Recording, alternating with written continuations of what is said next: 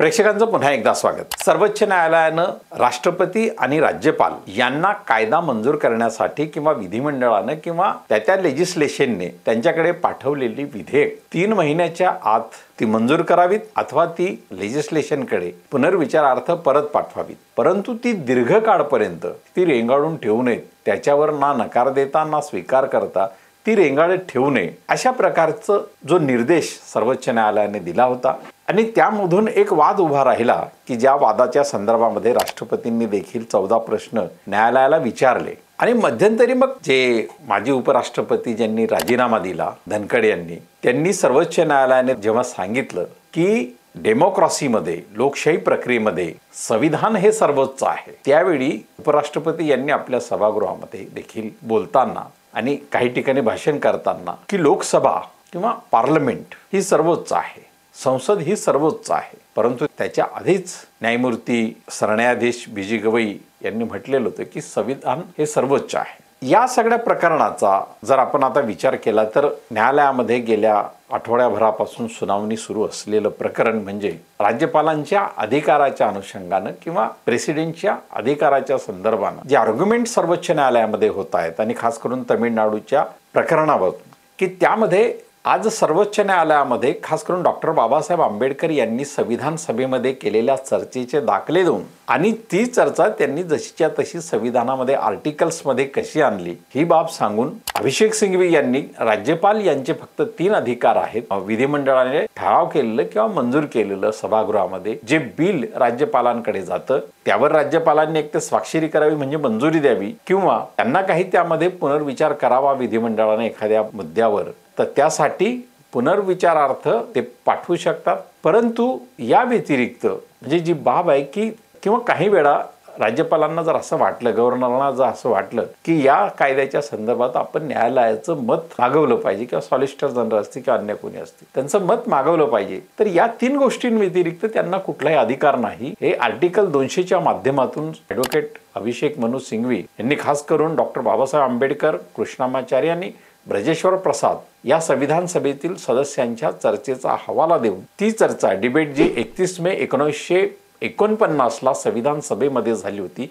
आणि ती भारतीय संविधानाच्या आर्टिकल 200 मध्ये ती आलेली आहे। या उलट आर्टिकल 32 जे आहे की आर्टिकल 32च्या अनुषंगाने म्हणजे तमिळनाडू गव्हर्नमेंट किंवा कुठलंही जे गव्हर्नमेंट जे गव्हर्नरांच्या अधिकारांच्या अनुषंगाने जे न्यायालयात गेलेलं आहे, तर या संदर्भात न्यायालयामध्ये सॉलिसिटर जनरल तुषार मेहता यांनी आर्ग्युमेंट करताना की व्यक्तीला जसा आपल्या फंडामेंटल राईट्स मूलभूत अधिकाराचा जर हनन होत असेल तर त्या विरोधात न्यायालयाचे दरवाजे खटखटण्याचे त्याला अधिकार आहे, परंतु ते सरकारला नाही। सरकार कोणत्याही सरकारला, राज्य सरकारला फंडामेंटल राईट नाहीत। परंतु या 2 संदर्भामध्ये न्यायालयाने आपला एक प्रश्न उभा केला की जर गव्हर्नर किंवा राज्यपाल हे जर आपल्या कार्यकक्षाच्या संदर्भामध्ये त्यांचं कार्य न करता ते जर असं रेंगाळून ठेवत असतील एखाद्या गोष्टीला, किंबहुना जेव्हा एखाद्या राज्य सरकारला बरखास्त केलं जातं तेव्हा त्या बरखास्तीची जी प्रक्रिया असते ती राज्यपालांच्या 356 म्हणजे संविधानाचं जे आर्टिकल 356 आहे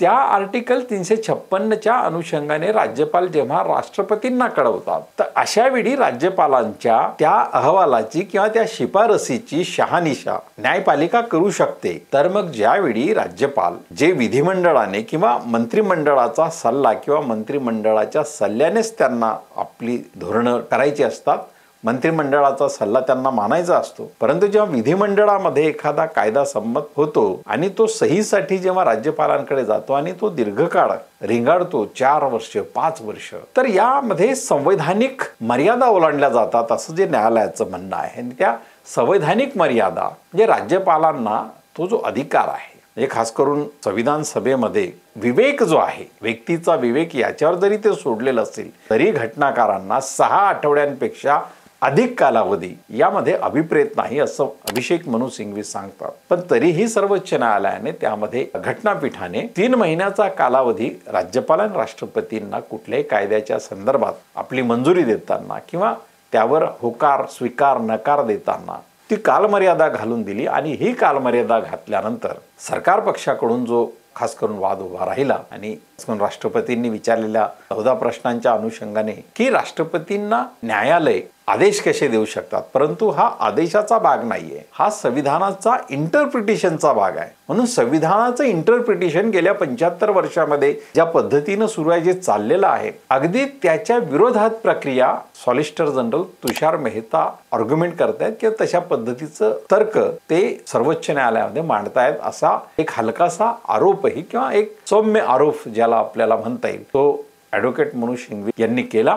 तर संविधानाचं इंटरप्रिटेशन करण्याच्या प्रक्रियेवर चालत असलेली ही सुनावणी राज्यपालांचे अधिकार त्यांच्या विवेकावर त्यांनी ठरवले पाहिजे, परंतु त्याचबरोबर संविधानाने त्यांना जी मर्यादा दिलेली आहे त्या मर्यादेचं मर्यादित वेळेत त्यांच्याकडून पालन व्हावं ही न्यायपालिकाने दिलेली सूचना याला आदेश मानून जो विवाद निर्माण झालेला आहे त्यातून पुन्हा असं दिसतं की संविधानाचं इंटरप्रिटेशन जे अपील करणारा पक्ष आणि न्यायालय यांचं जेव्हा समकक्ष येऊ पाहतं अशा वेळी केंद्रातील सत्ता पक्षाने मांडलेल्या भूमिका ह्या कशा तपासल्या जातील हे संविधान पीठ किंवा सर्वोच्च न्यायपालिकेचा निर्णय आल्यानंतरच ते स्पष्ट होईल.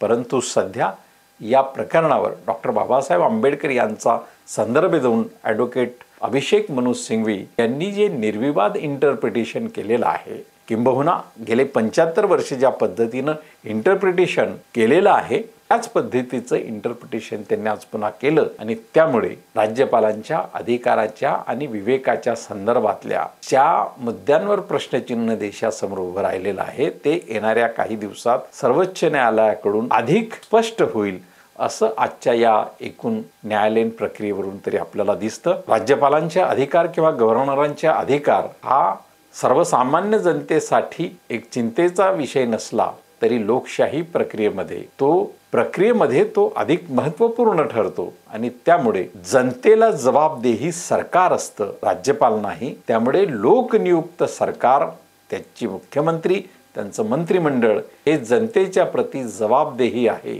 राज्यपाल नाहीत. त्यामुळे जबाबदेही असणारं सरकार जो कायदा आणत आहे तो कायदा विधिमंडळ किंवा लेजिस्लेशन किंवा पार्लमेंटच्या अनुषंगानं तो संबंधित आहे.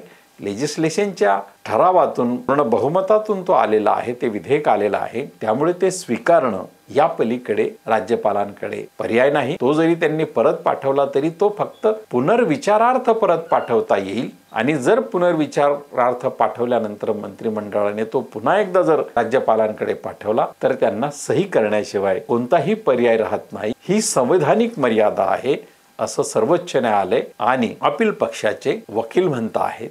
सर्वोच्च न्यायालयाचे न्यायमूर्तीही प्रश्न करतायत. त्यामुळे राज्यपालांचे अधिकार आणि राष्ट्रपतींचे अधिकार हे देखील संविधानाने बांधील आहेत. त्यांनाही वेळेची मर्यादा आहे. हाच विवेकपूर्ण इंटरप्रिटेशन न्यायपालिकेच्या माध्यमातून कदाचित पुढे येईल, हीच आजच्या सुनावणीतून दिसून आलेली एक स्पष्ट धारणा आहे.